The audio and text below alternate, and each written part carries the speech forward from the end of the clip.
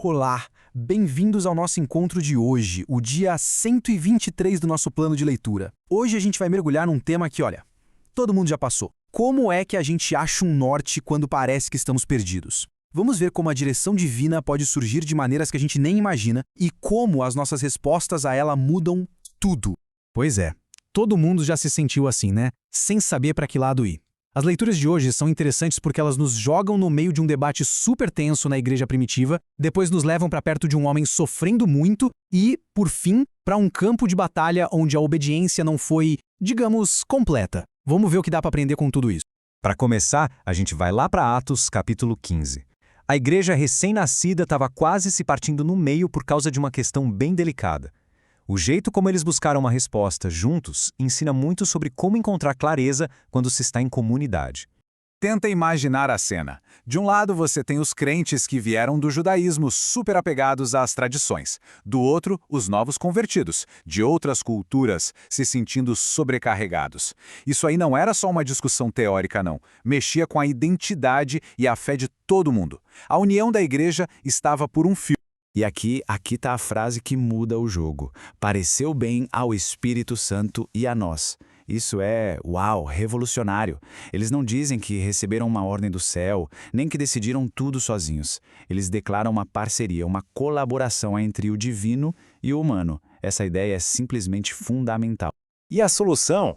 Olha que interessante, foi super prática. Em vez de uma lista enorme de regras, eles focaram em 4 pontos bem específicos. Eram coisas que não só promoviam a santidade, mas também o respeito entre as diferentes culturas dentro da igreja. Era como construir pontes, sabe? Agora, a gente sai daquela sala de reunião e entra no quarto de um homem que está sofrendo muito. Lá no livro de Jó, um jovem chamado Eliú chega com uma pergunta bem desconfortável. E se a nossa dor não for só sofrimento, mas também uma mensagem? Essa frase do Eliú é fascinante. Ele basicamente diz que Deus está sempre falando de jeitos diferentes e muitas vezes a gente nem se dá conta. Ou seja, a direção divina não é só uma voz clara que vem de uma reunião. Ela pode ser sutil, variada e vir de lugares que a gente menos espera.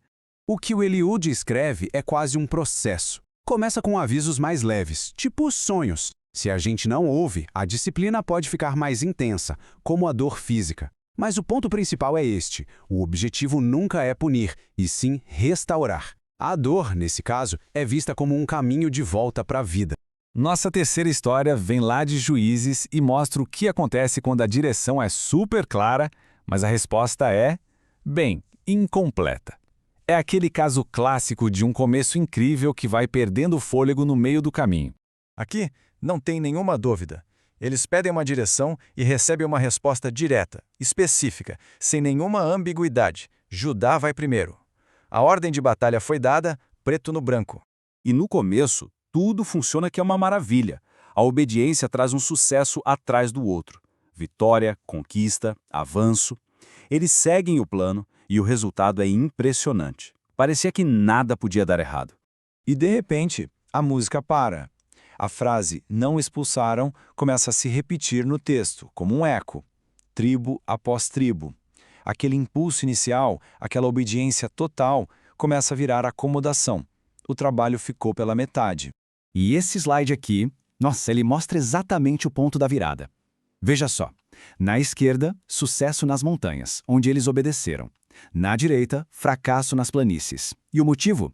Carros de ferro. Um obstáculo que eles podiam ver foi suficiente para fazê-los duvidar da ordem divina. A obediência deles tinha uma condição. Só valia se não fosse muito difícil. E falando em obstáculos, vamos voltar um pouquinho para Atos 15. Porque logo depois de resolverem aquele problemão teológico, eles enfrentaram um obstáculo bem humano. Um conflito pessoal seríssimo entre Paulo e Barnabé. Isso nos lembra que a jornada da fé não é um mar de rosas. A briga foi por causa de João Marcos. Paulo, super focado na missão, via Marcos como um risco, alguém que já tinha pulado fora do barco uma vez. Já Barnabé, que era conhecido como o encorajador, queria dar uma segunda chance para o primo. E, se a gente parar para pensar, os dois tinham bons argumentos. Um pensava na eficiência, o outro na graça. A coisa ficou tão séria que eles racharam. Paulo foi para um lado com Silas e Barnabé foi para outro com Marcos. Mas o mais curioso ou irônico é o que acontece depois. Essa divisão, que nasceu de um conflito, acabou dobrando o trabalho missionário. A missão se espalhou não apesar do conflito, mas talvez através dele. A direção divina achou um caminho mesmo no meio da confusão humana. Então tá, a gente viu 3 histórias bem diferentes.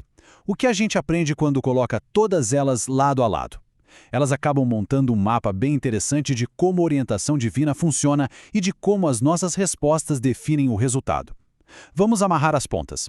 Esse quadro resume tudo muito bem. Em Juízes, temos uma ordem direta, que leva a uma obediência pela metade.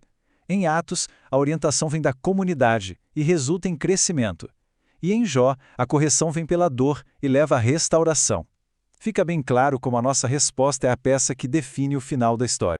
No fim das contas, a grande sacada de hoje é essa. As leituras mostram que a orientação divina está aí, se manifestando de várias formas.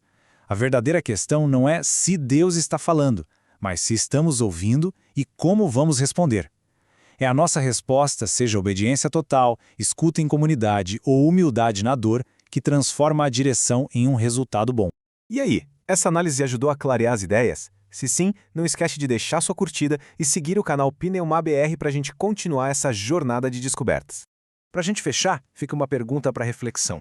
De que jeito a orientação divina pode estar se manifestando por aí hoje? Talvez de uma forma que ainda não foi percebida.